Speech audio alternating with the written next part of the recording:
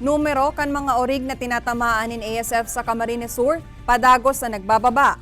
Pagdeklarang ASF free status sa mga apektadong banwaan, pigaan naman. Uya ang report. Padagos ang pagtutok ang Department of Agriculture Bicol sa recovery and repopulation tanganing maguno na ang ASF free status sa mga naapektarang lugar kan nasambit na helang sa mga orig. Gikan sa 114 na munisipalidad asin syudad sa rehiyon, 56% o 64 lugar ang tinamaan ng ASF, kadaklan digdig gikan sa Camarines Sur.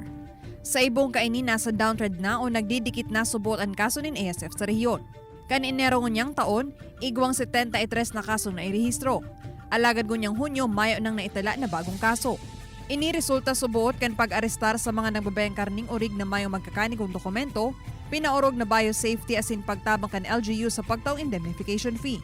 Kang ma-realize kan mga LGUs on their own, nag-ano na sila kay mga ordinances.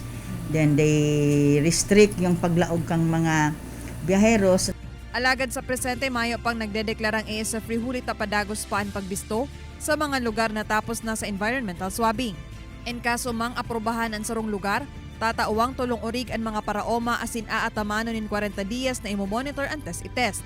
Mantang padagos ang ahensya sa pagproseso kan indemnification fee na nagkakantidad 87 milyon pesos. Sa presente, 12,600 na ang nabayadan. So dakula po ang role kang LGUs, and we should remember na may under state of calamity na pin-declare si President Duterte. Good for 1 year po yon. Kay Banan sa Gerald Gandia, Reen Palino, Balitang Bicolania.